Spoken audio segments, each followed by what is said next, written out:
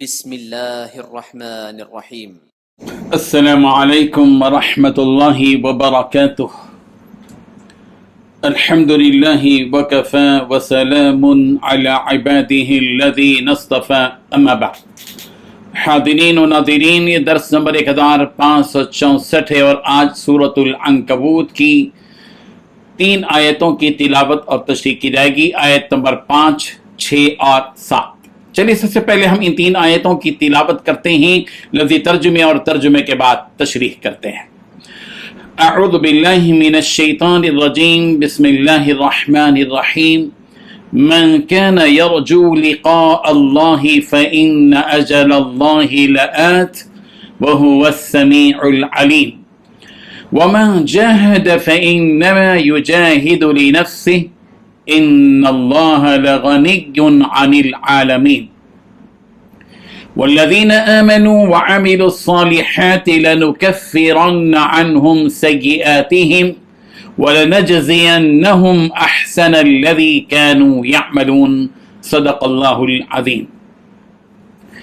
لفظی ترجمہ یوں ہے، من کان یرجو، جو شخص امید رکھتا ہے، لقاء اللہ، اللہ کی ملاقات کی، فإن أجل اللہ، تو بلا شبہ اس کا وعدہ، لآت، ضرور آنے والا ہے، وَهُوَ السَّمِيعُ، اور وہ خوب سننے والا، العلیم، خوب جاننے والا ہے۔ ومن، اور جو شخص جاہد، جہاد کرے، فإنما يجاہد، تو بس وہ جہاد کرتا ہے، لنفسہ، اپنے ذات کے فائدے کے لیے، ان اللہ، بے شک اللہ، لغنی، البتہ بے نیاز ہے، عن العالمین، تمام جہاں والوں سے۔ والذین، اور وہ لوگ جو آمنوا، ایمان لائے، وعملوا الصالحات، اور انہوں نے نیک عمل کیے، لنکفرن، البتہ ہم ضرور مٹا دیں گے، عنہم، ان سے، سیئاتہم، ان کی برائیاں، ولنجزینہم، اور البتہ ضرور جزا دیں گے، احسن، بہترین، الذی، ان کی جو، کانوا یعملون، وہ عمل کرتے تھے۔ ترجمہ یوں ہے، جو شخص اللہ کی ملاقات کی امید رکھتا ہو تو اللہ کا مقرر کیا ہوا وقت ضرور آنے والا ہے، اور وہ سننے والا اور جاننے والا ہے۔ اور جو شخص محنت کرتا ہے تو اپنے ہی فائدے کے لیے محنت کرتا ہے، اور اللہ تو سارے جہاں سے بے پرواہ ہے۔ اور جو لوگ ایمان لائے اور نیک عمل کرتے رہے، ہم ان کے گناہوں کو ان سے دور کر دیں گے، اور ان کے اعمال کا بدلہ، بہترین بدلہ انہیں عطا کریں گے۔ ان 3 آیتوں میں 6 باتیں بتلائی گئی ہیں۔ پہلی بات، جو لوگ اللہ سے ملاقات کی امید رکھتے ہیں وہ سن لیں کہ وہ اللہ کا مقرر وقت ضرور آنے والا ہے۔ دوسری بات، اللہ تو سننے اور جاننے والا ہے۔ تیسری بات، جو مشقتیں اٹھاتا ہے تو وہ مشقتیں اٹھانا اس کے اپنے ہی فائدے کے لیے ہے۔ چوتھی بات، اللہ سارے جہانوں سے بے نیاز۔ پانچویں بات، جو لوگ ایمان لائے اور نیک اعمال کیے، ہم ان کے گناہوں کا کفارہ کر دیں گے۔ چھٹویں بات، ہم انہیں اس سے بہتر اجر عطا کریں گے جو وہ اعمال کیا کرتے تھے۔ بزرگان محترم، اللہ تبارک و تعالی یہاں کیا فرما رہے ہیں کہ جو بندہ اللہ سے ملاقات کے دن کی امید رکھتا ہے اور اپنے اعمال کے ثواب پانے کی بھی امید رکھتا ہے، تو وہ سن لے اس حقیقت کو کہ ضرور اللہ تبارک و تعالیٰ کا وہ مقرر کردہ وقت آئے گا جس دن اللہ تبارک و تعالیٰ ہمیں ہمارے اعمال کا بہتر سے بہتر بدلہ عطا فرمائے گا۔ ایسا نہیں ہوگا کہ دنیا میں انسان مشقتیں جھیلے اور مصیبتیں برداشت کرے اور اس کے بعد انہیں یہ کہہ دیا جائے کہ بھئی تمہاری مصیبتوں کے اور مشقتوں کے برداشت کرنے پر کوئی انعام اور اعزاز نہیں دیا جائے گا۔ ایسا ہرگز نہیں ہوگا۔ اللہ تبارک و تعالیٰ تو انصاف کرنے والے ہیں۔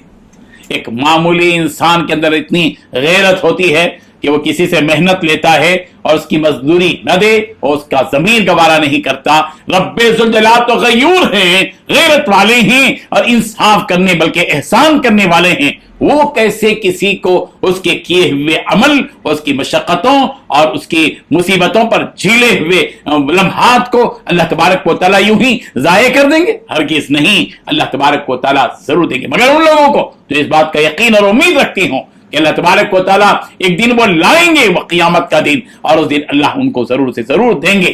ہم سب کو چاہیے کہ ہم اس دن کی امید اور اس دن کا یقین اپنے دل میں بٹھائیں. سورہ بقرہ کی آیت نمبر 223 میں کہا گیا وَاعْلَمُوا أَنَّكُمْ مُلَاقُوهُ، اور جان رکھو کہ تم اس سے ملنے والے ہو. کس سے؟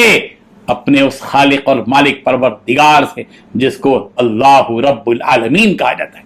سارے ہی پیغمبروں نے اپنی اپنی قوموں کو قیامت کے دن اللہ سے ملاقات سے ڈرایا ہے قیامت کے دن اللہ سے ملاقات کے بارے میں. چنانچہ سورہ انعام کی آیت نمبر 131 میں فرمایا یا معشر الجن والانس الم یأتکم رسل منکم یقصون علیکم آیاتی وینذرونکم لقاء یومکم ھذا. اے انس و جن کی جماعت، کیا تمہارے پاس تمہیں میں سے وہ رسول نہیں آئے جو تمہیں ہماری آیتیں سناتے تھے اور پھر تمہیں آج کے اس دن کی ملاقات کی سے ڈراتے تھے؟ کیا نہیں آئے؟ ہر نبی نے اپنی اپنی امت کو، اپنی اپنی قوم کو سمجھایا اور ایک دن یعنی آخرت کا تصور ان کے ذہنوں میں پیش کیا. توحید، رسالت اور آخرت، یہ تین بنیادی چیزیں ہیں. اللہ تبارک و تعالیٰ آگے فرما رہے ہیں جو شخص اپنے نفس کی خواہشات کی اتباع کرنے کے بجائے اپنے نفس کو کچلنے کے لیے کوشش کرتا ہے، مجاہدہ کرتا ہے اور اپنے نفس کی خواہشات کے خلاف نیک عمل کرتا ہے اور ان چیزوں سے رکتا ہے جن سے اسے روکا گیا، تو ان سب کا فائدہ قیامت کے دن اسی کو ہوگا. یعنی اس کو جو اس معاوضے جو یہ مجاہدہ اور کوشش کرے گا اس کا عوض ثواب عظیم اور اجر عظیم کی شکل میں ملے گا. اور اس میں اللہ تبارک و تعالیٰ کا کوئی فائدہ نہیں ہے. اللہ تبارک و تعالیٰ تو بالکل بے نیاز ہیں، کسی کے بھی محتاج نہیں، نہ بیوی کے، نہ بچوں کے، نہ مال کے، نہ جائیداد کے، نہ سونے کے، نہ چاندی کے، نہ ہیرے کے، نہ جواہرات کے، کسی کے بھی رب ذوالجلال محتاج نہیں ہے. یہ اجر، یہ صلہ، یہ انعام، یہ تو ہم محتاجوں کے لیے ہے. اللہ اکبر. اور اللہ تبارک و تعالیٰ نے اسی لیے فرمایا من عمل صالحا فلنفسہ، جو کوئی نیک عمل کرے گا بس اس کا صلہ اسی کو ملے گا. اور یہ سورہ فصلت کی آیت نمبر 46 میں ہے.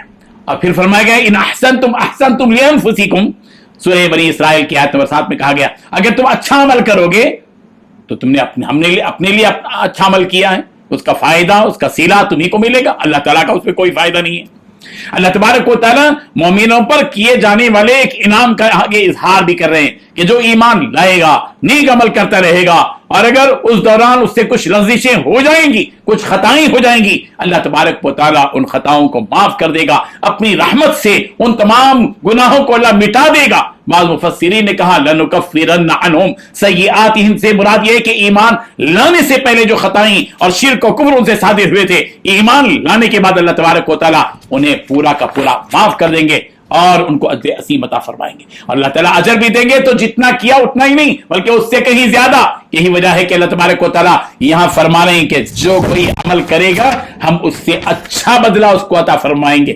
اور وَلَنَجْزِيَنَّهُمْ أَحْسَنَ الَّذِي كَانُوا يَعْمَلُونَ، کہ ہم ان کو بدلہ دیں گے اس سے بہتر بدلہ جو وہ کیا کرتے تھے. جتنا کیا اسی کے برابر جزا نہیں ہوگی.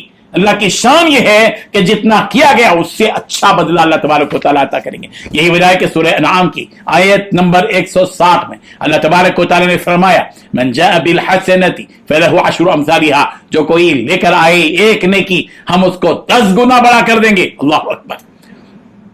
اور سورہ نساء کی آیت نمبر 40 میں اللہ تعالیٰ نے فرمایا ان اللہ لا یظلم مثقال ذرہ، اللہ تبارک و تعالیٰ کسی کی بھی ذرہ برابر بھی حق تلفی نہیں کرتے، ظلم نہیں کرتے. وَإِن تَكُ حَسَنَةً يُضَاعِفْهَا، اور اگر کسی نے نیکی کی ہوگی تو اس کو کئی گنا کر کے دیں گے. وَيُؤْتِ مِن لَّدُنْهُ أَجْرًا عَظِيمًا، اور اپنے طرف سے اجر عظیم عطا فرمائیں گے. کیا شان ہے پروردگار کی، کتنے رحیم ہے میرے مولا۔ اللہ تعالیٰ ہم سب پر رحم فرمائے اور اپنے فضل و کرم سے ہم سب کو وہ عزر عظیم عطا فرمائے جس کو دیکھ کر ہم رشک کر سکیں اور جس کو دیکھ کر ہم تعجب کر سکیں۔ آمین۔ وآخر دعوانا ان الحمد للہ۔